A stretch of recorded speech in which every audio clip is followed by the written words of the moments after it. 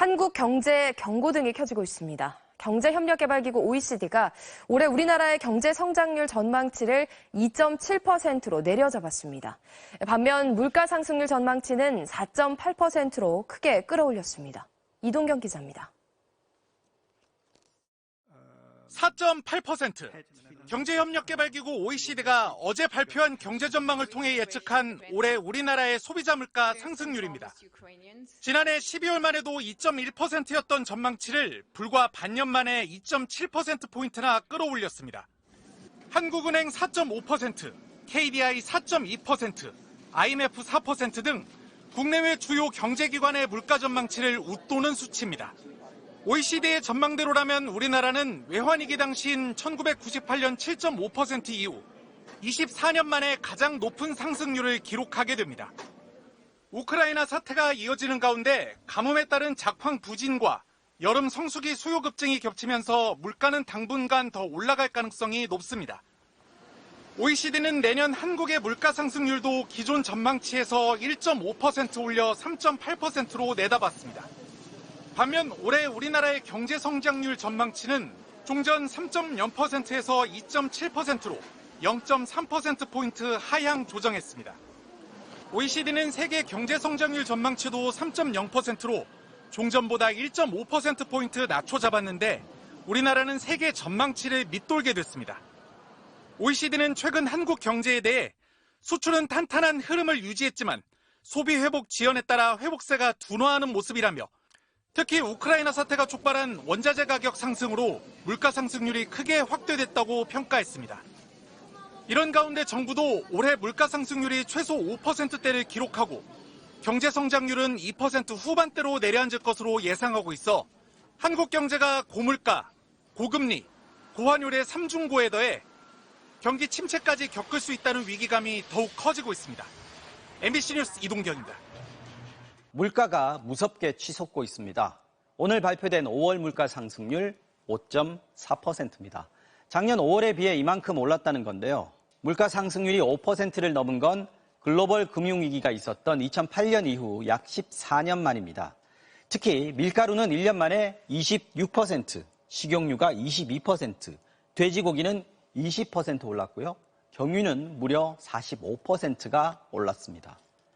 물가가 오르는 속도도 점점 빨라지고 있습니다. 작년 4월만 해도 2%대였는데 3%대로 올라서는데 6달, 4%대로 올라서는데 5달이 걸렸고 5%대로 올라서는 데는 불과 2달 걸렸습니다.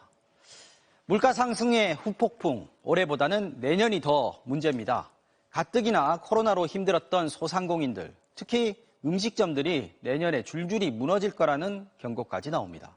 먼저 이덕영 기자가 보도합니다. 서울의 한 중국 음식점. 한 달 전 모든 메뉴의 가격을 1,000원씩 올렸습니다. 짜장면이 이제 7,000원. 그래도 남는 게 없습니다. 나흘에 한 톡씩 쓰는 18리터짜리 식용유.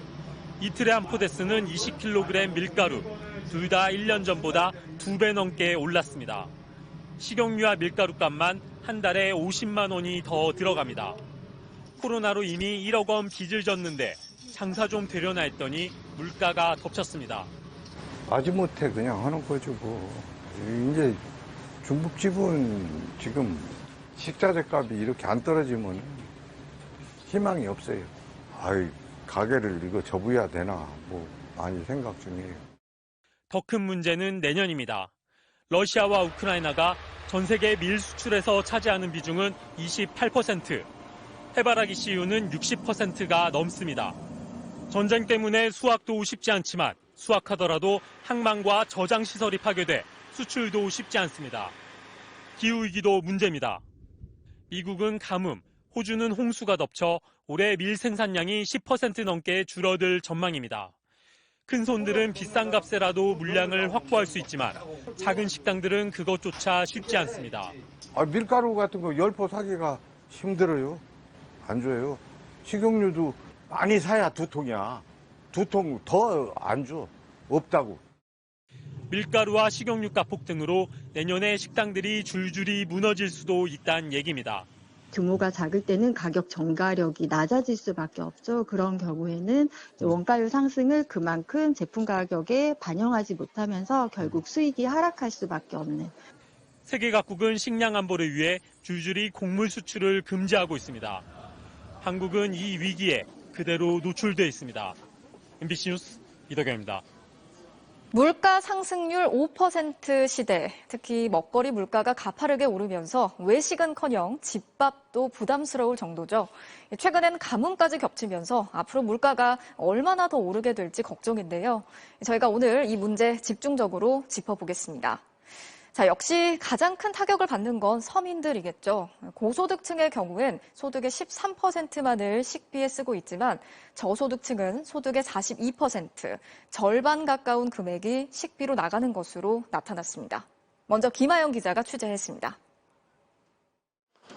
편의점에서 일하며 생활비를 버는 20대 청년.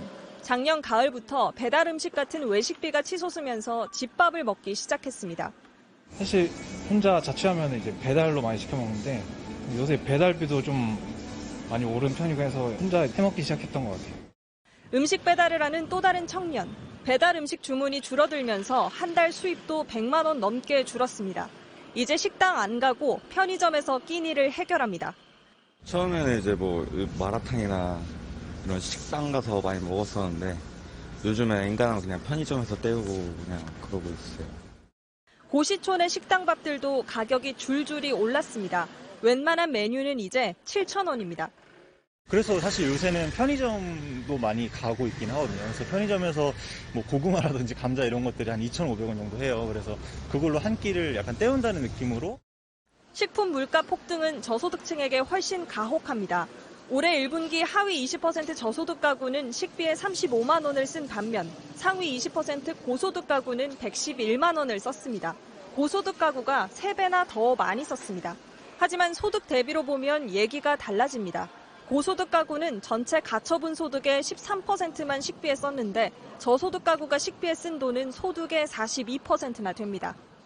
최근과 같이 인플레가 심해지면 저소득층의 식비 지출 비중이 훨씬 빨리 커진단 말이에요. 그러니까 이분들이 다른 데 돈을 쓸 수가 없는 거죠. 그러니까 생활이 팍팍해지는 거죠. 식비뿐만 아니라 빚도 저소득층에게 더 가혹합니다. 자영업자들은 평균적으로 1년 소득의 3.8배 정도 빚을 지고 있지만 하위 20% 저소득층 자영업자의 빚은 1년 소득의 6.7배나 됐습니다. MBC 뉴스 김하영입니다. 그러면 정부 대책은 뭘까요? 지방선거 이틀 전에 정부가 민생 대책을 급하게 발표했죠. 저희가 검증을 해봤더니 효과가 거의 없는 생색내기에 불과한 것으로 드러났습니다. 밀 관세를 연말까지 매기지 않겠다고 했는데 확인해보니 이미 밀가루용 밀은 100% 무관세로 들어오고 있었습니다. 고은상 기자가 취재했습니다. 지방선거 이틀 전인 5월 30일 정부가 발표한 민생대책 1번, 밀, 돼지고기, 해바라기 씨유 등 7개 품목에 대해 올해 말까지 관세를 매기지 않겠다고 했습니다. 수입 원가 상승 압력을 최대한 완화하겠습니다. 얼마나 효과가 있을까? 우리나라는 밀가루 만드는 밀을 미국, 호주, 캐나다 세 나라에서 100% 수입합니다. 그런데 이 세 나라는 모두 우리와 FTA를 맺어서 관세가 이미 없습니다. 정부 대책이 아무 효과가 없다는 뜻입니다. 정부는 돼지고기도 5만 톤까지는 관세를 매기지 않겠다고 했습니다. 그런데 수입 돼지고기의 85%는 유럽, 미국, 칠레에서 들여옵니다. 역시 모두 우리와 FTA를 맺은 나라들이라 이미 관세가 없습니다. 정부는 밀가루 가격 상승분의 70%를 정부가 지원해 줄 테니 기업들이 가격 인상을 자제하라는 대책도 내놨습니다. 이건 효과가 있을까? 밀가루용 밀 수입 비용은 1년 전보다 3천억 원 넘게 증가할 것으로 추산됩니다.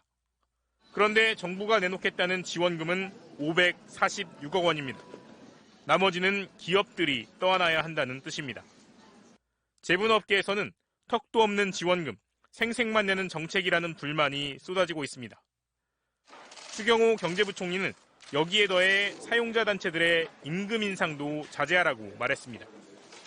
경쟁적인 가격 및 임금 인상은 오히려 인플레 악순환을 야기시킬 수 있다는 점을 고려하여 인플레이션 시대에 임금을 묶으면 가장 큰 타격은 저소득층이 받습니다. 최저임금도 인상 논의 자체를 막는 효과? 그런 게 아닐까 싶습니다. 고통을 받는 건 최저임금 받는 사람들이지 고소득자들한테는 이 물가 인상에 이런 문제 그렇게 큰 충격이 없거든요. 이런 정도 대책으로 서민들이 버틸 수 있을까? 식량에서 촉발된 인플레이션은 3년은 더 갈 가능성이 큽니다. MBC 뉴스 고은상입니다.